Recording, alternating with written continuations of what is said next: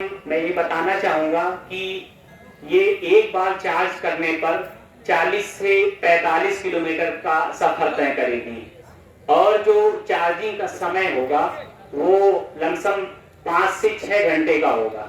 यानी अगर दिन में चलते हैं आप, तो जब शाम को आप घर वापस आते हैं तो आप एक चार्जर सॉकेट दिया हुआ है, आपको चार्जर मिला भी होगा इसके साथ में, देखा होगा कि पीछे चार्जर दिया गया है। तो वो जहां पर आप सीट पे बैठे हैं उसके ठीक नीचे, सबसे नीचे वाले भाग में एक सॉकेट दिया हुआ है। तो जो चार्जर का प्लग है एक वहां लगाएंगे मेन वाला, और एक जो सॉकेट है वो सीट के नीचे जो प्लग दिया हुआ है वहां पर लगेगा। तो आप लोगों को शाम को जब भी आप घर वापस आते हैं, आप बाहर से कहीं काम करते हैं, तो जब आएंगे तो उसको आप रात में लगा दीजिएगा। सामने आप देखे होंगे कि एक डिस्प्ले है मोटराइज में, और जैसे ही ऑन करते हैं तो उसमें 3-4 कलर की लाइट जलती है। तो ये इंडिकेटर है, ये बैटरी के इंडिकेटर है। जैसे मोबाइल में आप देखते हैं कि चार्ज हो जाती है तो 1 घंटा कम हो जाता है, वैसे इसमें भी है। तो ये आपको बताएगा कि ये 4 पॉइंट बैटरी था, अब आप 10-15 किलोमीटर चल चुके हैं तो 1 समाप्त हो गया। ऐसे कर करके वो घटता चला जाएगा, तो आपको वहां से पता चल जाएगा कि अब हमारी बैटरी इस पे कम हो रही है। तो आप इसको रात में सोते समय चार्जिंग में लगा दें, ताकि जब सुबह आप कहीं जाना हो तो आराम से चार्ज हो जाए। और वोल्टेज का थोड़ा सा ध्यान देना होगा इसमें, क्योंकि जब वोल्टेज ठीक रहेगा तो बहुत जल्दी चार्ज करता है। बहुत लो वोल्टेज में मत चार्ज करिए, कम से कम 200 का उस पे वो है ना, ये आप थोड़ा देख लें कि बल्ब मतलब अगर घर का सही चलेगा तो वोल्टेज पता चल जाता है ना कि ये सही है, ठीक है, तो उस समय लगाएं। अगर देख लें कभी कि आप सिंगल फेज में कुछ आ रहा है लाइट ऐसे, तो उस समय मत लगाएं, है ना, उस समय उसमें थोड़ा प्रॉब्लम होने का डर रहता है। तो ये चीजों का ध्यान रखना होगा। और दूसरी चीज ये है कि इस पे कंपनी का एक टोल फ्री नंबर भी है। आप सभी जैसे कि कुछ दिव्यांग भाई बहन हमारे जानते होंगे कि भारत सरकार का जो एलेमको है वो कानपुर में स्थित है, नारा मऊ में है। तो क्या है कि अभी हमारा हर जगह पे एक सर्विस सेंटर हमारा खोलने का प्लान है, जैसा कि मंत्रालय ने हमें आदेश दिया है। तो कई जगह हम खोल भी लिए, जहां जहां पर अधिक मात्रा में हम लोगों ने मोटराइज्ड ट्राईसाइकिल का वितरण किया है। तो प्राथमिकता पहले वहां है कि पहले वहां खोले जाएं, और जिससे दिव्यांगजनों को और ज्यादा सहायता दी जा सके, ताकि उनको कहीं आना जाना ना पड़े, अपने जिले में ही मतलब उसको सही करा दें। तो वहां पर जैसा कि आपको पता होगा, शायद कुछ नहीं पता होगा, इस पे 1 साल की वारंटी अवधि रहती है। यानी आपको अगर इसमें कोई भी पार्ट खराब होता है कुछ भी, तो वो टोल फ्री नंबर दिया हुआ है, आप वहां फोन मिलाइए, उन्हें बताइए, वो आपकी कंप्लेन नोट करेंगे, और फिर जो सुझाव होगा या टेक्नीशियन भेजने वाला होगा, जो भी होगा, वो आपको वहां पे सुझाव देंगे कि क्या करना है। आप अपने स्तर से कुछ भी इसमें मॉडिफाई मत कीजिएगा। कोई लाइट लगा लेता है, या कोई उसको हॉर्न बड़ा करा लेता है, या फिर कुछ और चीजें उसमें जोड़ लेते हैं, तो वो सब चीजों का ध्यान रखना है। अपनी तरफ से कुछ भी लाइट नहीं बढ़ाना है, और कोई अलग से कोई चीज लगाना नहीं है। वारंटी अवधि तभी तक कवर होती है जब तक आप कोई पार्ट को बाहर उससे खोलते नहीं है या पर दिखाते नहीं है। आप वो जैसा है, जैसी स्थिति में खराब होता है, आप अपनी बात वहां पर बता दीजिए फोन से, है ना, कंप्लेंट दर्ज करा दीजिएगा। वो आपको सही सुझाव देंगे, क्या करना है ये वो बताएंगे। तो परेशान एकदम नहीं होना है, और इसमें कोई दिक्कत नहीं आएगी, बहुत अच्छे से चलती है, चलाएंगे 5-6 साल कोई दिक्कत नहीं होती है, चलती रहती है।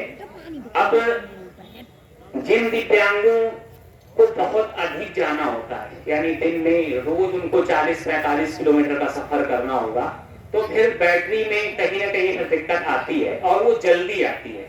जो चीज 5 साल चलनी होती है, हो सकता है वो 2 या 3 साल में फिर उसकी मतलब क्या कहते हैं कि एवरेज कम हो जाए, तो उन्हें फिर बदलवाना पड़ता है, और वो एलेमको में भी मिल जाता है। और जैसा कि मैंने आपको बताया है कि हमारा जो रिपेयरिंग सेंटर है वो देश के विभिन्न स्थानों में खोलने का प्लान है, और इस पर हम सफल भी हुए, बहुत जगह खोल भी दिए हैं।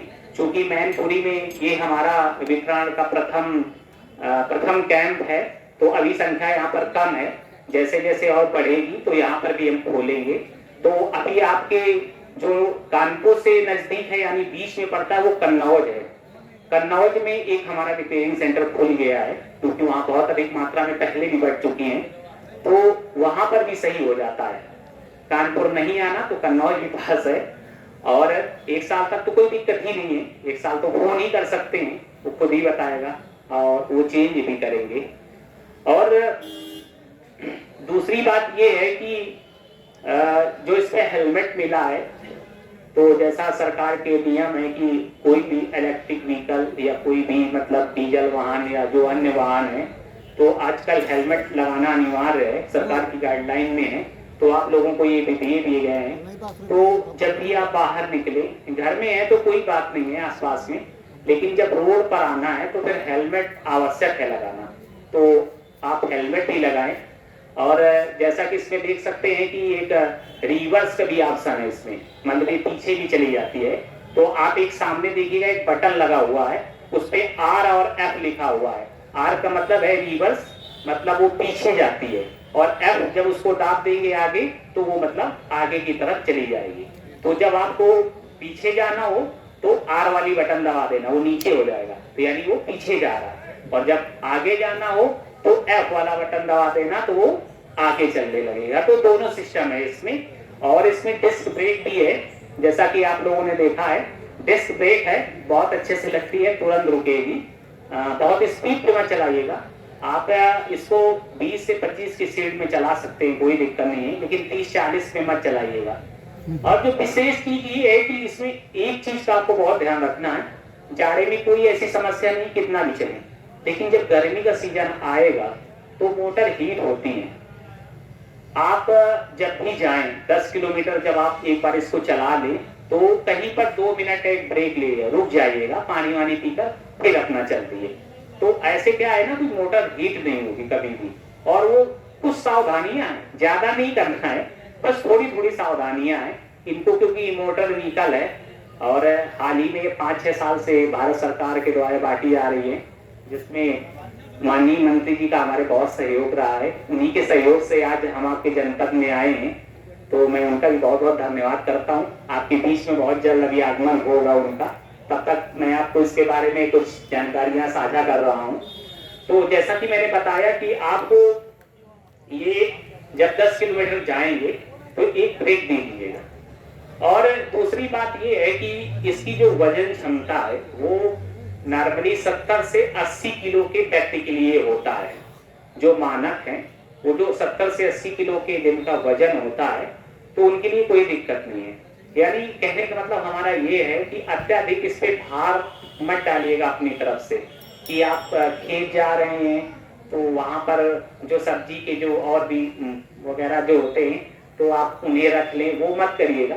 थोड़ा बहुत 2-4 किलो का है वो प्रॉब्लम नहीं है, बट कोई भारी वस्तु इस पे आप घर से खेत से लेके ना जाएं तो ज्यादा मतलब ठीक रहेगा आपकी, मतलब क्या कहते हैं कि सहूलियत के लिए है ना, तो अच्छे से चलेगा। एक ये लंबी लाइफ के लिए थोड़ा सा फॉलो अप करना है। और बच्चों को भी ऐसा ना हो ना कि आप घर में रख दे फिर वो जा रहे हैं उन्हें नहीं पता है, क्योंकि ये जो सरकार के इसके दाम है वो 42,000 रुपए का है जो आपको दिया जा रहा है, तो काफी महंगा है आपको सरकार द्वारा और माननीय मंत्री जी के द्वारा है ना उनसे दिया जा रहा है, निःशुल्क है, कोई कास्ट आप लोगों का इसमें नहीं लिया गया। पूर्व में ये फरवरी में परीक्षण हुआ था, आप लोगों को जैसा पता है, तो पहले भी 2 और प्रखंडों में हम बांट चुके हैं। ये हमारा अंतिम कार्यक्रम है यहाँ पर करहल ब्लॉक में।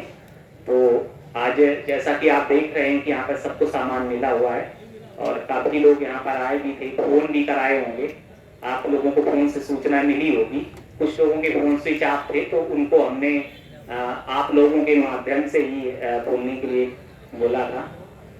तो ये मोटराइज की बात है ना, तो आप थोड़ा सा और किसी को कोई कुछ पूछना हो, कोई जानकारी लेना हो तो हमसे पूछ सकता है, कोई ऐसी प्रॉब्लम नहीं है। हमारा टेक्नीशियन भी यहीं पर है ना, वो भी आपको बताएगा। अगर कुछ भी पूछना है तो आपको सब बताएगा। आपका टोल फ्री नंबर है पीछे, आप उस पर भी संपर्क कर सकते हैं। कुछ भी दिक्कत होती है तो सही हो जाएगा, वो प्रॉब्लम नहीं है। और पर्ची है आपके पास? पर्ची, अच्छा रजिस्ट्रेशन नहीं कराया?